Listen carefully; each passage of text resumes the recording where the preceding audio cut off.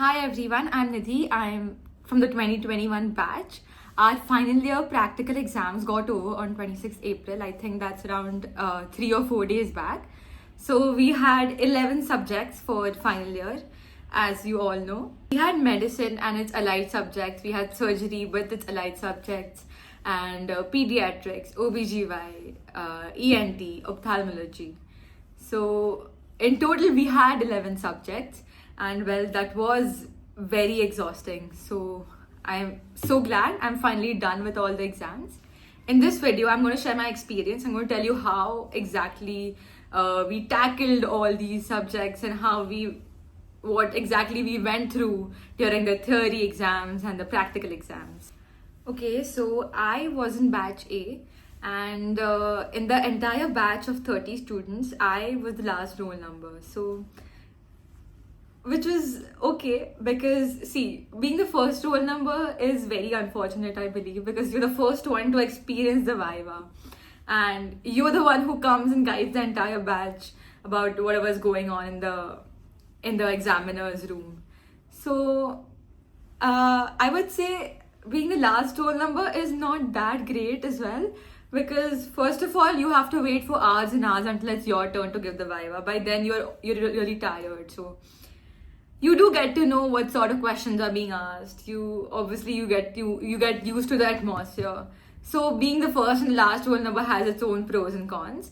We're not going to talk about that in this video, but I'm going to start with telling you about my medicine practical exam experience. I believe for almost all the medical students out there, the medicine practical viva is the most dreaded, the most daunting viva out of all the subjects. And once it's done, you get this huge feeling of relief. You enter as a regular medical student and you come out as, as someone who has accomplished something really huge. So when it comes to the medicine viva, your seniors might have told you that it's okay, medicine is very logical. You can just write out the case format and you can just learn all the viva question and answers and go and give the exam. But no one tells you that when you're actually there, the viva can, start with your case, which may be maybe hemiplegia, and then it may deviate to some random ECG or some random drug, or they might even ask you questions from your second or your first year basic sciences, which you haven't even revised in so many years. So that is one thing you need to be careful about. So in this video, I'm not going to tell you how to prepare for your medicine practical exam, but we're going to talk about how it actually feels, like how it feels when you enter the examiner's room, and where we exactly panic and what mistakes we make and things I wish someone would have told me before I entered the practical exam. Okay. So if you are from the 2021 batch, if you're in final year right now or maybe in pre-final year, this video is going to be your reality check. So on the day of the medicine practical viva, we were told to report at 6:45 a.m. Yes, at 6:45 a.m. early in the morning. So that morning had a completely different vibe. When I reached there, I reached at 6:30 a.m. and well, there were like 3 or 4 of my batchmates already there, and some of them were revising ECGs while some were revising drugs and instruments. I was just there standing completely numb and I did not know what to do. I was just looking around trying to predict which case I might get. I was really nervous, to be very honest. So by 7:50, almost all my batchmates had arrived, and I was not feeling that nervous by then. I had kind of gotten acclimatized to the atmosphere. So the residents, they came and they made chits, and they put all those chits in one big bowl and they asked us to pick up the chits. So in the chits were written our long cases and our short cases that we were meant to take and present. So we started picking up chits roll number wise. So being the last roll number, I had no option. I was left with only one chit, which was in my naseeb. So I opened the chit and well, I was very happy. I got RS as the long case, respiratory system ka long case. And for the short cases, I got icterus and anemia, which I thought were pretty good cases. The thing about medicine is that it is not a small unit. So it's like this vast ocean. So even if you are perfect with one system, suppose I'm done with RS, The examiner can very conveniently take me to another system, connect RS with CVS, and ask me questions on a completely different topic. So it is the uncertainty of medicine which makes it unique. Once you get allotted your case, the first few minutes are very important because this is when you have to stop panicking and start behaving like a doctor. Just immediately go to your patient, introduce yourself, build rapport with the patient, and start writing your history. So, and yes, consent. Consent is very important. Be kind to the patient, show empathy, and take consent. So you start taking your history, and remember, you do not have unlimited time to finish your case because, well, you have to finish like one entire long case along with the examination and two short cases, and you have to write it properly. You can't just write randomly. And one more thing, when you're taking the case and you're writing the name, age, occupation, sex, residence, you need to know why you're asking each of these things because the examiner is definitely going to ask you the relevance of each of these things. The examiner is not impressed by how many pages you have filled. They're impressed when your history actually connects to the diagnosis. What I'm trying to say is that your history should basically make the diagnosis. Then comes the actual case presentation. This is where medicine as a subject really tests you because you may have taken the history properly, you may have even examined properly, but if you're not presenting it properly, if your presentation is totally scattered and not in a proper sequence, then well, it's really hard for you. The first few lines of your case presentation matter a lot.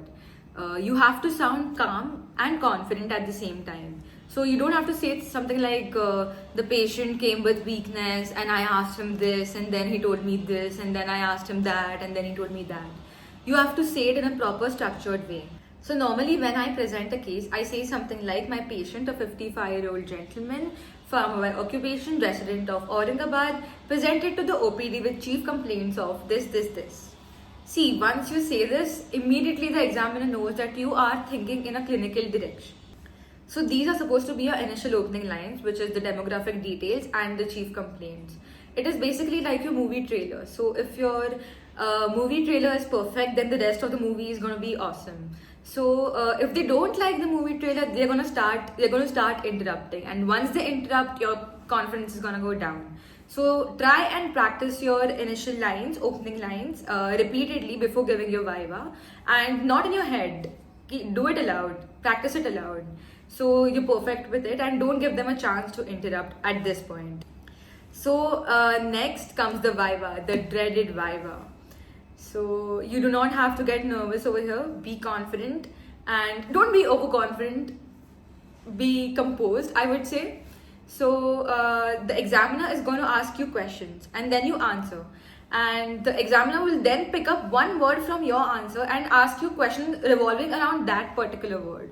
So choose your words wisely and lead your viva in a particular direction the way you want it. So if you don't know a particular topic, do not mention it because, for example, in one of my vivas, I mentioned subacute combined degeneration and the entire viva went on SACD.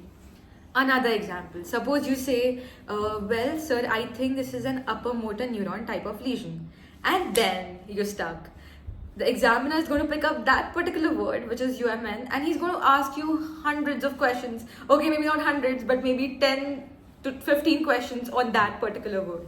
So he'll ask you, what are the other signs of UMN lesions? What is class 9 fragility? Which artery is involved? Okay, tell me what is stroke? What findings will you see on CT? And many, many more questions. And then you're just sitting there helpless, wondering why you even mentioned the word UMN.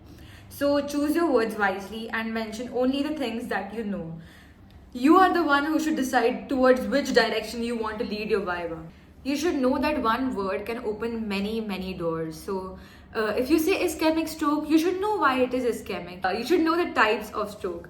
And if you say heart failure, you should know everything about it. You should know the NYHA grading, you should know the Framingham criteria, you should know PND, orthopnea, everything. So if you're preparing a particular case, just do not prepare for your system, okay? You should keep in mind what other questions related to other systems may be asked. So an RS case can easily be converted to a CVS viva. So keep that in mind and prepare accordingly.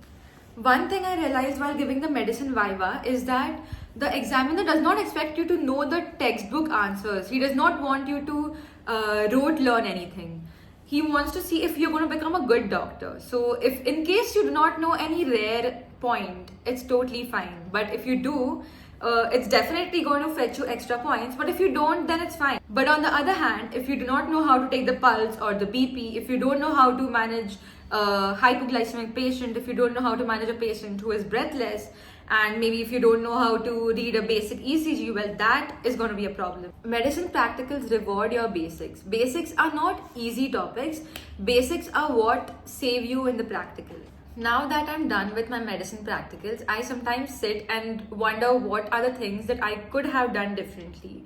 So, first of all, I would definitely practice my case presentation every single day, at least the opening lines, to become more confident about myself. And please make these one-page notes where you have written all your important points for each system, and compile all sorts of viva questions and answers that the examiner might ask, including all the integrated systems, all the integrated questions that cover different systems.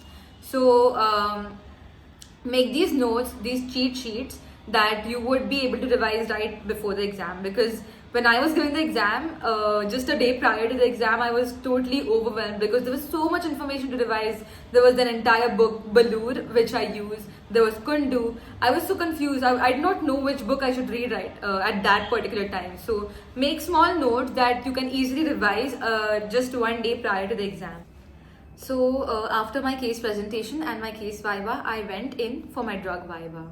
I sat in front of the examiner and I greeted him, obviously, and he handed me a drug which was heparin sulfate. So I'll tell you how exactly this drug viva goes. So when the examiner hands over the drug, you do not have to just say the name of the drug and stop. Say everything you know about the drug in a proper viva style.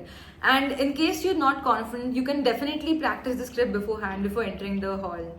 So when you start talking about the drug, you should include everything from the name, the class of drug, the mechanism of action if possible, the dose if you are confident enough, and one special clinical point about the drug. So in this way, if you say everything beforehand, you leave no space for the examiner to ask any follow-up questions. And even if he does, he knows that you are already well versed with the drug in your hand.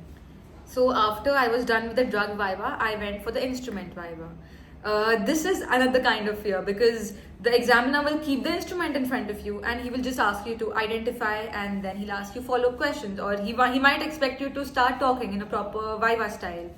So when I went for my instrument viva, I was given a laryngoscope. So I started by identifying it, then I mentioned its parts, its use, and then the examiner started cross-questioning and asked me a variety of questions on laryngoscope. Then he went to ET tube and asked me how they both are used together and where they're used, their contraindications. He also asked me about laryngomalacia, and well, I answered all of that. The thing I realized about the drug and the instrument viva is that the examiner is not trying to see if you can identify a particular object. He wants to see if you can actually connect that particular drug or that particular instrument with patient care and how you're going to use them in real world situations. That is why your answer should sound like a proper clinical and practical answer. It should not sound as if you have memorized something from your pharmacology textbook. My advice for the instrument and the drug viva would be, please don't prepare all the rare drugs and instruments. Prepare the common drugs like adrenaline, salbutamol, atropine, and then in instruments you have to prepare the common ones like the ambubag, the ET tube, the laryngoscope, and the commonly used instruments. Don't go and try remembering all the rare ones because they will not be asked. If you know the basics, well, you're safe. So do your basics first, and once you're done with your basic instruments and drugs, then if you do have time, then you can move on to the rare ones. So by the time I was done with my drugs and instruments viva, it was around 2 or 2:30 in the afternoon, and the temperatures were reaching 40 to 41 degrees Celsius. It was so hot and I was sweating like crazy. I had not had anything for lunch, and my bottle was half empty. So it's very important that you keep your energy levels maintained. Be mentally prepared that you are going to get drained by the end of the day, but don't let that affect your critical thinking skills. You have to maintain your energy level somehow or the other, and please stay hydrated. So finally, after waiting for a long time in the heat, I was called for my last segment, which was the OSCE, the ECG, and the clinical charts. Medicine OSCE is basically practical medicine in small units. You are given a particular task which you have to complete in a specific amount of time. The examiner will check if you're doing each and every step properly. OSCE basically stands for Objective Structured Clinical Examination. These are tasks that you have to complete without talking to the examiner. You just have to do whatever is written or told. So suppose the examiner might tell you to demonstrate BP measurement or maybe JVP measurement. So you have to do it. And each and every step carries marks. So you greeting the patient and washing your hand, each and every small step carries marks. So keep that in mind when you're giving your OSCE. After I was done with my OSCE, I went for my ECG. I went to the ECG station where I was given a strip of ECG, and I was asked to identify it and answer the follow-up questions. So I identified mine as so there was basically elevation in these 2-3 AVFs. So that was obviously inferior wall MI. And then they asked me follow-up questions, which was management and what I would do if I get a patient who is having inferior wall MI, what complications could be expected. So I answered all the counter questions. After the ECG, I went to the last station, which was the X-rays, of course, and the clinical charts. So when the examiner handed me the X-ray and I had to identify it. So I started saying, this is a well centralized, well exposed X-ray showing of the PA view showing me this. So basically that was an X-ray of consolidation. There was patchy consolidation as far as I remember, in the right lobe. And well, obviously it was pneumonia. So the entire viva went towards pneumonia. He asked me about community acquired pneumonia. Once that was done, the examiner handed me over a clinical chart. So I got clubbing. I identified it as clubbing, and then he asked me the grades of clubbing. He also asked me to enlist all the causes, system-wise causes of clubbing. So by the time I was done with that, it was around 5:30 a.m. So I had gone for my viva at 6:45 a.m. in the morning, and I was done with it by 5:30 in the evening.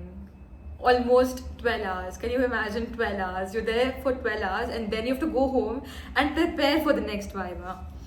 I was so exhausted by the end, but well, it felt good that I was done with the medicine viva once and for all. So yeah, that was my medicine practical viva experience. I would say your medicine practical is not just one small viva. It's like an entire journey from your long case to your short cases, then your demonstrations, your OSCEs, your clinical charts, your X-rays, your what else, your drug, your instruments. So it's an entire journey that you have to go through. And then of course the cross-questioning and the insults, and then of course the feeling of accomplishment that you get at the end. I think it's totally worth it. But honestly, I think once you know the pattern, and it becomes a little more predictable and a little less scary. And please remember, one wrong answer does not ruin your entire viva at all. So don't worry, do not panic. The examiner is not expecting you to be a physician on the spot or a consultant.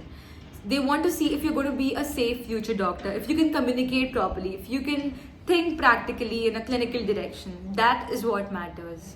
So if you have your medicine practical coming up, just breathe first of all. Practice your case presentations, practice your systems, your drugs, your vivas, your instruments, do everything properly, and please do not bluff in the viva. If you don't know something, just accept it gracefully and move on.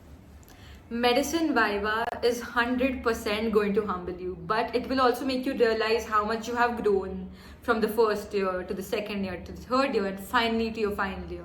You have grown as a person, and now you're going to be a doctor. So all the best. And to the 2021 batch, if you are already done with your medicine practicals, congratulations, we have survived this together. And if you are still left with your practicals, well, good luck to you and do well. I'm planning to make this into a full series of all the practical exams I've given till date. So that would include surgery, OBGY, PEDS, ophthalmology, ENT as well. If you like this series and if you have any feedback, do let me know in the comments below, and don't forget to subscribe Thank you.